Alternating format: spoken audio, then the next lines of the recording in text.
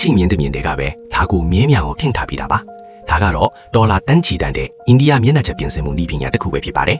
အဲ့ဒီအမြင်စုတွေကပဲဒီတိဆောက်ပုံတစ်ခုလုံးရဲ့အဓိကအသက်သွေးကြောပါပဲဒါကတစ်ခုခုကိုကတ်ထားဖို့တမဟုတ်ပါဘူးသူ့ရဲ့တကယ်အလုတ်ကဆွဲအားကိုထိန်းညှိပေးဖို့ပါထုံးအနစ်တွေ6သွားပြီဆိုတာနဲ့အဲ့ဒီအမတ်တွေကအပီးတိုင်ခိုင်မဲသွားမှာပါမျက်နှာချက်ချက်ဖျားတွေကိုဆွဲအားစနစ်နဲ့ထိန်းထားပြီးအလုတ်သမားတွေကထောင်ပေါင်းစုံကနေတချင်းစီဖြီးဖြီးချင်းညှိယူကြရပါတယ်တစ်ဖက်ကိုနည်းနည်းရှော့ချလိုက်နောက်တစ်ဖက်ကိုပြန်ဆွဲတင်လိုက်နဲ့လှုပ်ကြရတာပါ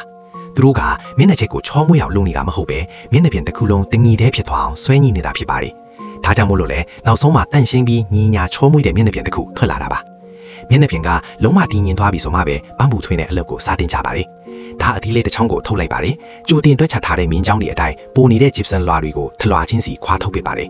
ဒါကဖြစ်စည်းနေတာမဟုတ်ပါဘူးညီညာနေတဲ့မျက်နှာပြင်ပေါ်ကနေ 3D ပုံစံတွေပေါ်လာအောင်ပြောင်းပြန်ပန်းပူထွင်းတဲ့နည်းပညာတစ်ခုဖြစ်ပါတယ်အဲ့ဒီနောက်မှာတော့နောက်ဆုံးအဆင့်အချောတက်ချင်းကိုလှုပ်ဆောင်ပါတယ်အစင်းမြင့်ရွှေဆိုင်တွေကိုဘာဖီးအားမှမပေးပဲကွက်တက်နေတဲ့အနားဓာတ်တွေပေါ်မှာဖြီးဖြီးချင်းတိုးထီကပ်ပေးလိုက်ကပါ